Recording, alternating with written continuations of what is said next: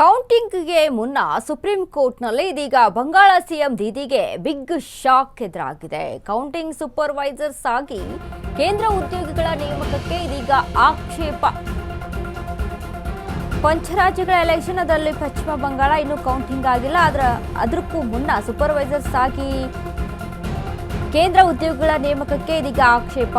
TMC petition ತಿರಸ್ಕರಿಸಿದ supreme court special court. ಸರ್ಕಾರಿ ಉದ್ಯೋಗಿಗಳು ಅವರು ಕರ್ತವ್ಯದ ಭಾಗವಾಗಿಯೇ ಕೆಲಸ ಮಾಡ್ತಾರೆ.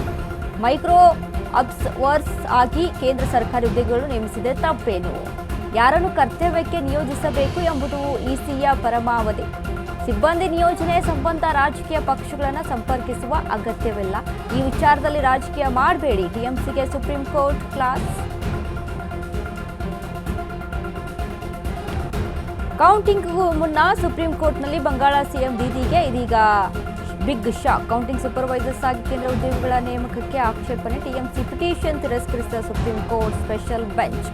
ಮೈಕ್ರೋ ಅಬ್ಸರ್ವರ್ಸ್ ಆಗಿ ಸಂಬಂಧ ಇಸಿ ನಿರ್ಣಯ ಸಮರ್ಥಿಸಿದ ಸುಪ್ರೀಂ. ಸರ್ಕಾರಿ ಉದ್ಯೋಗಿಗಳು ಅವರ ಕರ್ತವ್ಯದ ಭಾಗವಾಗಿಯೇ ಕೆಲಸ ಮಾಡ್ತಾರೆ. ಮೈಕ್ರೋ ಅಬ್ಸರ್ವರ್ಸ್ ಆಗಿ ಕೇಂದ್ರ ಸರ್ಕಾರಿ ಉದ್ಯೋಗಿಗಳನ್ನು ನೇಮಿಸಿದರೆ ತಪ್ಪೇನಿದೆ? ಅದರಲ್ಲಿ ಯಾರನ್ನ ಕರ್ತವ್ಯಕ್ಕೆ ನಿಯೋಜಿಸಬೇಕು ಎಂಬುದು ಇಸಿಯ ಪರಮಾವಧಿ. ಸಿಬ್ಬಂದಿ ನಿಯೋಜನೆಗೆ ಸಂಬಂಧ ರಾಜಕೀಯ ಪಕ್ಷಗಳನ್ನು ಸಂಪರ್ಕಿಸುವ ಅಗತ್ಯವಿಲ್ಲ.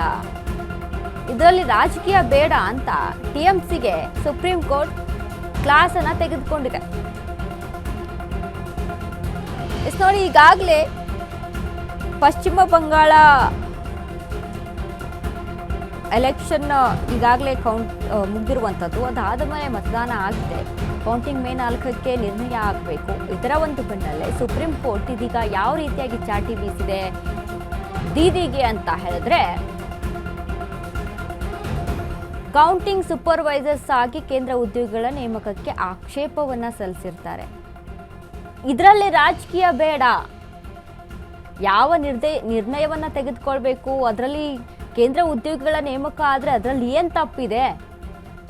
ಎಲ್ಲದರಲ್ಲೂ ಕೂಡ ನಿಮ್ಮ ರಾಜಕೀಯ ಬೇಡ ಅಂತ ಸುಪ್ರೀಂ ಕೋರ್ಟ್ ಹೇಳ್ತಾ ಇದೆ. ಒಂದು ವೇಳೆ ಕೇಂದ್ರದಿಂದ ಉದ್ಯೋಗಿಗಳ ನೇಮಕ ಆದರೆ ಅಲ್ಲಿ ಏನಾದರೂ ಮೋಸ ಆಗುತ್ತೆ ಅಂತ ಅರ್ಥನಾ, ಚೀಟಿಂಗ್ ಆಗುತ್ತೆ ಅಂತ ಅರ್ಥನಾ, ಏನಾಗುತ್ತೆ ಅಂತ ಅರ್ಥ ಅಲ್ಲಿ? ಹಾಗಾಗಿ ಇದನ್ನೆಲ್ಲವನ್ನು ಕೂಡ ನೀವು ರಾಜಕೀಯವಾಗಿ ತೆಗೆದುಕೊಂಡು ಬಳಸ್ಕೊಳ್ಳೋದು ಬೇಡ.